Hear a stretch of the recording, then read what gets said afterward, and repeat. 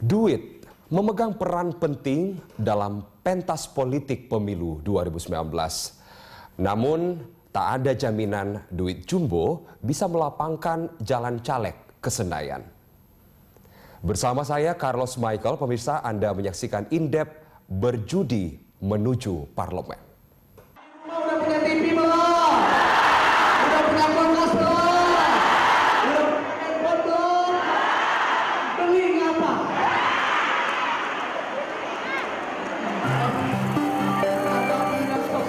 Sekali komedian, tetap komedian. Inilah cara Eko Hendro Purnomo menarik perhatian warga Ceger, Jakarta Timur untuk memilihnya kembali menjadi anggota DPR pada pemilu serentak 17 April 2019. Atas nama siapa? Sebelum nyemplung di dunia politik yang mahal dan panas, Eko kondang sebagai komedian lewat grupnya Patrio. Eko, panggilannya ke siapa? Pemilu 2019 bukan pesta demokrasi pertama yang diikuti Eko. Tahun ini adalah pemilu ketiganya. Eko sukses melenggang ke Senayan dalam debutnya di pemilu 2009. Selanjutnya, ia lolos kembali menjadi anggota DPR lewat daerah pemilihan Jawa Timur 8. Sekarang, Eko harus meninggalkan zona nyaman karena ia pindah ke daerah pemilihan 1 Jakarta. Sebenarnya ini instruksi partai. Ya sudah, akhirnya orang-orang belum turun, saya sudah harus mensosialisasikan. Orang lebih udah hampir setahun lebih saya sosialisasikan bahwa saya nyalek di DKI Jakarta. Di Dapil 1 Jakarta, Eko yang tetap di bawah bendera PAN bakal bersaing dengan tokoh populer. Sebut misalnya Menpora Imam Nahrawi yang nyalek melalui PKB, politisi PKS Mardani Alisera, hingga kawan artisnya dulu Wanda Hamidah yang kini maju lewat Nasdem. Pertama sih mapping dulu lah gitu ya, kekuatan saya di mana. Ini di Jakarta lebih seru gitu, lebih seru. Dia tidak pragmatis, tidak melihat uang, tidak melihat apa, tapi dia melihat bahwa apa sih yang mau dilakukan oleh seorang Eko Patrio. Menurut Eko, sosialisasi ini penting. Ia tak melulu mengandalkan popularitas. Sebab menurut pengalamannya, modal ketenaran hanya menyumbang 10% penentu keterpilihan. Tak pelak, Eko memperkuat modal untuk melancarkan kampanyenya. Kalau tanya berapa jumlahnya, saya nggak menganggarkan sampai 17 April itu kurang lebih 1,5 sampai 2 M. Kalau awal sih 2004 sampai 2009 ya, itu malah murah banget, nggak sampai miliaran, cuma 790 juta, itu pun paling mahal buat ongkos transportasi. Di periode kedua tinggi jumlahnya, dari 790 tiba-tiba saya sampai 1,4 miliar itu. Dalam sehari, Eko dan tim turun ke 3 hingga 8 titik lokasi kampanye yang tersebar di Jakarta Timur. Untuk satu titik, Eko memerlukan dana hingga 2 juta rupiah. Di pemilu 2019 ini, pengeluaran terbesar Eko adalah untuk pembuatan bahan pendukung kampanye. Untuk membiayai bahan pendukung kampanye, Eko mesti merogoh kocek lebih dari 200 juta rupiah. Tadi saya ada punya jam dinding, saya punya pulpen, saya punya gelas. Terus kedua adalah kan saya bawa tim, transportasi apa segala macam gitu. Sama makan sama tim aja. Menurut Eko, 2 miliar rupiah adalah angka yang wajar sebagai modal kampanye. Eko menyebut modal kampanyenya bisa jauh lebih besar jika ia bukan petahana dan tidak punya latar belakang artis. Dan ini layak kita dengar. Eko mengaku tidak mau ambil pusing tentang bagaimana caranya balik modal bila terpilih nanti. Sebagai anggota Komisi 4 DPR, saat ini Eko punya penghasilan sekitar 60 juta rupiah per bulan. Saya nggak pernah tuh berpikiran apakah balik modal atau tidak, karena saya mengabdi untuk masyarakat, itu bukan bicara masalah untung rugi. Ya artinya gini, bukan cuma ya, artinya saya berkah gitu, dapat 60 juta.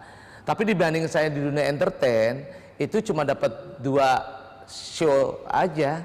Supaya ada bantuannya buat Jadi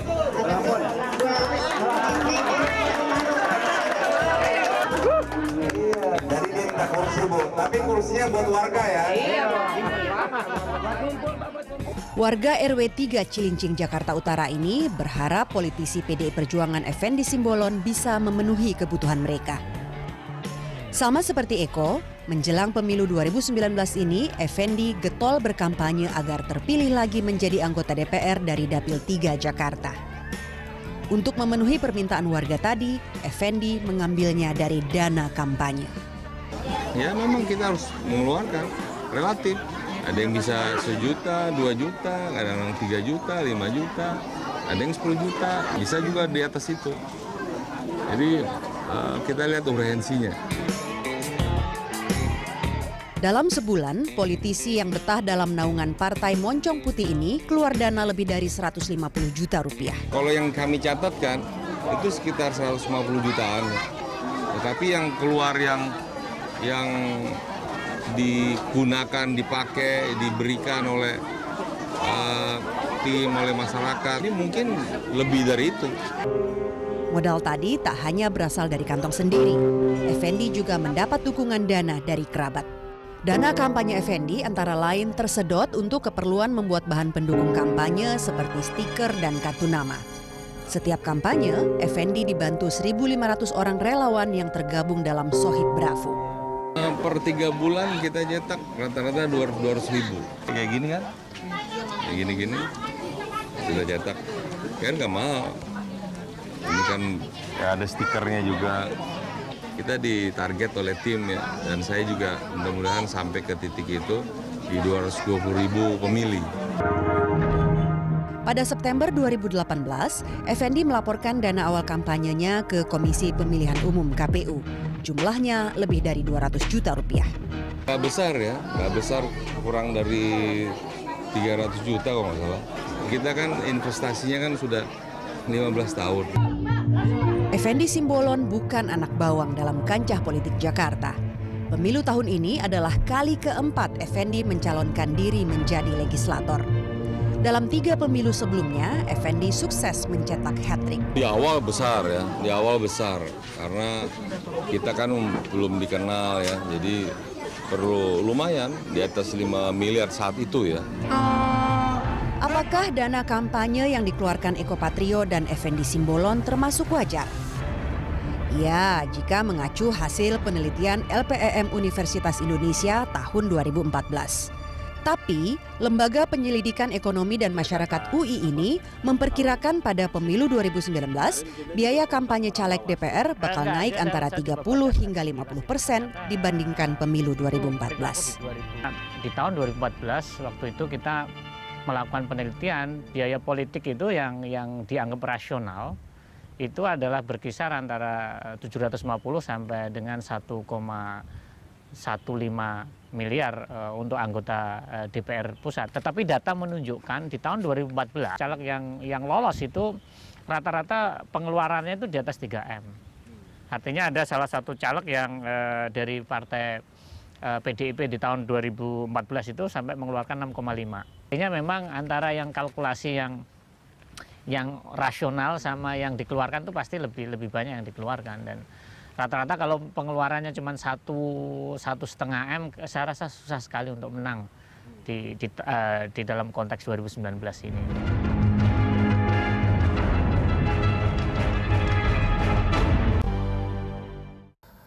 Saking ngebetnya, ada caleg baru yang jor-joran. Si caleg ini menyiapkan modal lebih besar untuk bisa memenangkan pemilu 17 April 2019.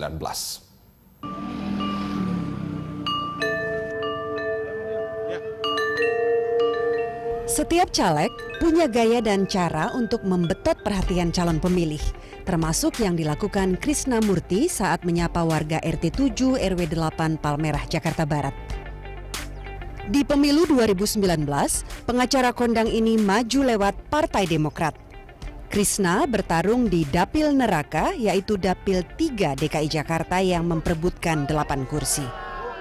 Ingin tahu berapa dana kampanye yang ia siapkan? Kalau saya estimasi ya kan untuk sampai nanti hari pencoblosan 17 April, kos politik yang harus saya keluarkan yang pasti di atas 10 miliar. Tidak mungkin di bawah 10 miliar. Nah kan iya, karena saya bergeraknya itu dari bulan Agustus. Dana fantastis tadi merupakan hasil dia menabung selama 5 tahun. Apa pos pengeluaran terbesar Krisnamurti? Karena relawan saya ribuan gitu ya kan, kos yang paling besar adalah membentuk yang saya bilang tadi, membentuk infrastruktur.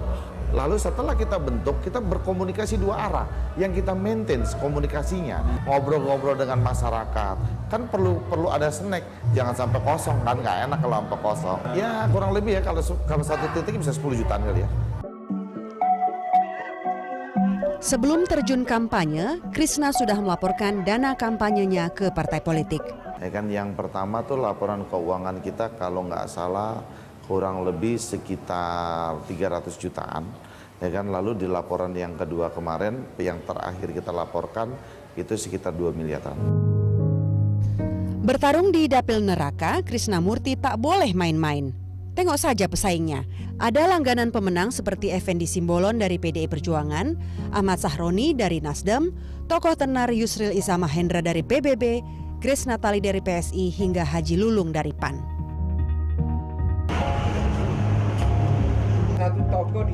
Andi Rukman Nurdin juga mengadu nasib di Dapil 3 DKI Jakarta. Pengusaha asal Sulawesi Selatan yang aktif di Kadin dan HIPMI ini maju lewat Partai Golkar. Insya Allah dapil ini bukan dapil neraka buat ARN, tetapi menjadi dapil sorga buat kita. ARN punya basis sosial di situ, dan saya pikir partai punya pengamatan yang baik untuk bagaimana menempatkan caleg terbaiknya di dapil itu. Antara Oktober hingga Desember 2018, Andi telah menghabiskan 1,5 miliar rupiah untuk kampanye. Dana kampanyenya itu akan bertambah hingga 17 April nanti. Kan semua pembiayaan itu kita laporkan ke partai. Yang sudah saya laporkan ke partai itu 1,5 miliar. Nah, semua pengeluaran kan semua harus diaudit. Ya, dan biaya itulah yang akan kita sampaikan. Pribadi, dana pribadi, dana pribadi. Kalau nggak punya dana, jangan usah ngisi caleg. Pemilu 2019 adalah debut pertama Andi Rukman. Jadi, Andi harus rajin memperkenalkan diri dan sosialisasi keluarga. Satu kali kunjungan keluarga, Andi Rukman membutuhkan dana sebesar 5 juta rupiah. Sampai sekarang ini kita dari bulan September kita sudah menghabiskan kartu nama 250.000. Kemudian kalender itu sudah 40 ribuan ya. Beliau sudah hampir 3 ribuan yang kita sebar. Jika Krisna dan Andi menyiapkan dana miliaran rupiah, Raslina Rasidin nyalek lewat Partai Berkarya bermodal ratusan juta rupiah saja. Untuk dana kampanye aja saat ini ya, sampai terhitung sampai hari ini dalam rekening saya ada sekitar 500 juta mungkin. Saya berdoa aja bismillah, mudah-mudahan besok suami mau nambahin bismillah, ada sumbangan lagi dari mertua atau dari siapapun teman-teman.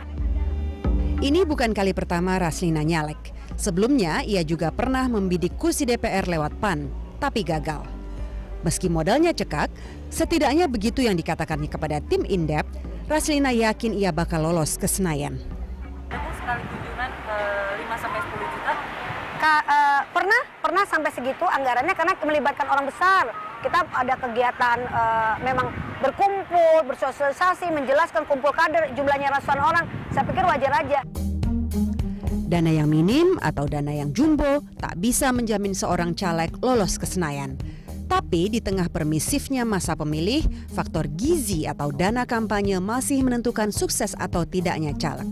Perilaku caleg kita ini juga tidak membangun basis ya. Artinya mereka mendekati masyarakat itu ketika menjelang pemilu. Sehingga memang membutuhkan sebuah effort ataupun dana yang luar biasa untuk memperkenalkan diri di dalam masyarakat. Masyarakat juga semakin tahu bahwa mereka merasa bisa jadi kalau suaranya hanya diberikan cuma-cuma, nanti setelah jadi melupakan masyarakat. Sehingga masyarakat yang terjadi adalah mereka itu ngomong ini suara kan mahal. Lebih baik saya jual dong karena banyak yang mau beli. Bahwa uang itu masih memiliki pengaruh yang kuat terhadap keterpilihan di 2014.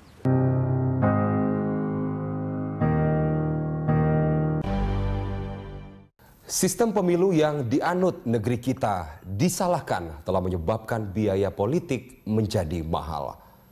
Belum lagi aturan menyangkut pelaporan dana kampanye yang masih penuh lubang. Pemirsa, segmen ini menutup Indep episode kali ini. Saya Carlos Michael. Terima kasih. Sampai jumpa.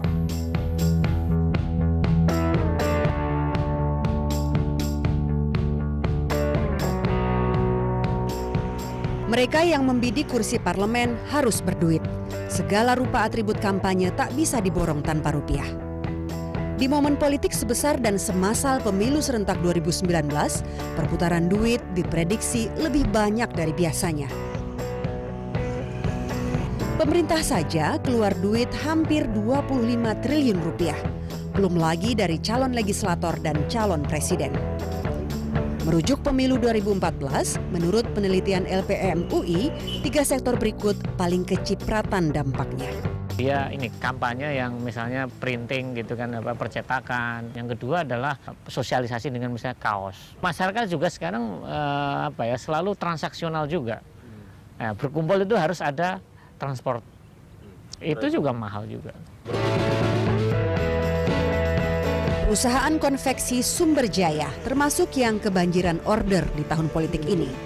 Mereka menerima order dari 50-an caleg yang bakal berlaga di pemilu 2019.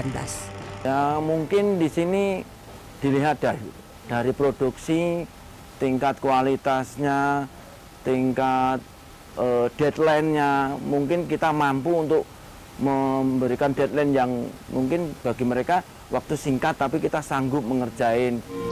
Ini adalah masa panen bagi perusahaan konveksi yang terletak di Kemanggisan, Jakarta Barat itu. Para caleg umumnya memesan antara ratusan ribu hingga jutaan lembar kaos. Omsetnya per satu caleg mencapai 50 juta hingga 10 miliar rupiah. Adapun omset untuk spanduk mencapai ratusan juta rupiah per caleg. KPU sebagai penyelenggara pemilu punya aturan tentang dana kampanye. Setiap penerimaan dan pengeluaran dana kampanye caleg harus dilaporkan ke partai politik peserta pemilu. Parpol wajib menyusun pembukuan dana kampanye dan melaporkan dana tadi ke KPU. Namun Indonesia Corruption Watch ICW menilai pelaporan dana kampanye yang dilakukan Parpol hanya basa-basi. Itulah kemudian yang tidak nyambung.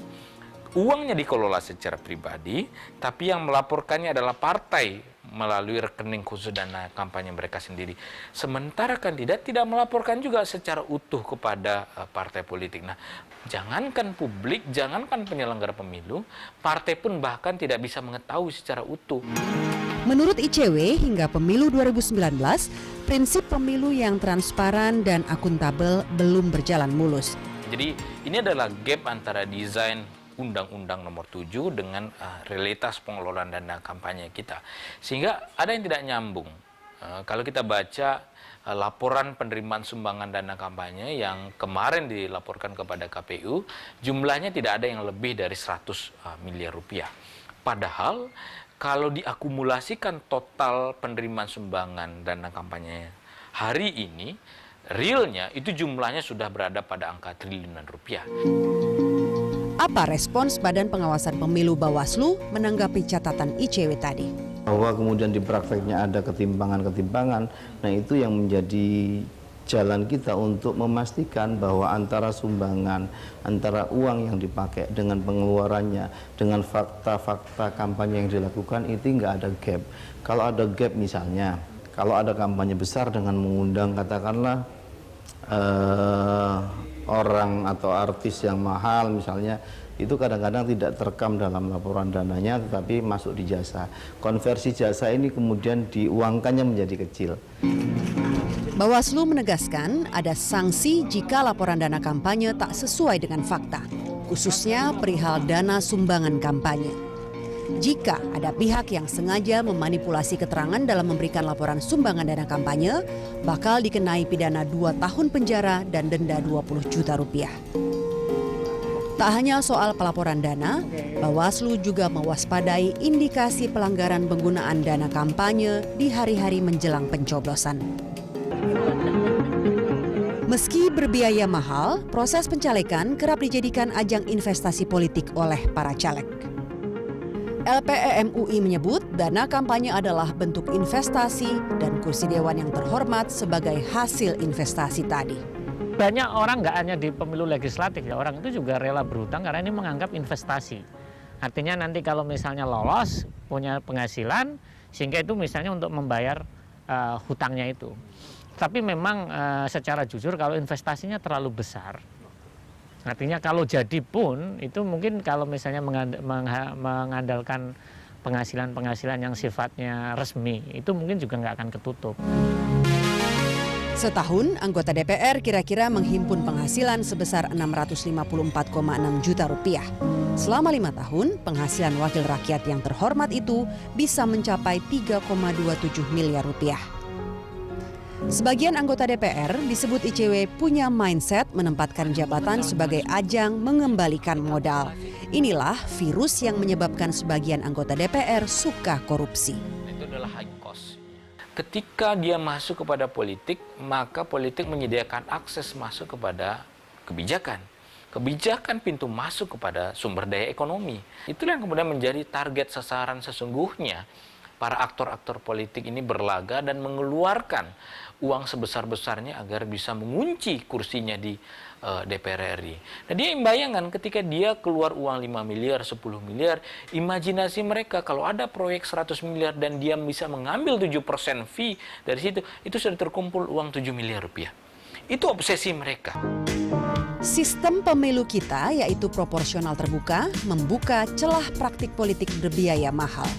Duit, dan duit masih menjadi modal untuk mendulang suara. Karena itu seringkali hanya calon legislator berduit tebal yang sanggup melenggang ke Senayan. Ini yang kemudian membuat ledakan kos elektoral, kos pemilu kita. Karena mau tidak mau dan harus diakui, sistem proporsional terbuka yang kita anut di dalam pemilihan legislatif membuat kos politiknya naik berkali lipat karena kandidat mengelola uang sendiri dan kemudian otasinya adalah memenangkan diri sendiri, bukan memenangkan partai.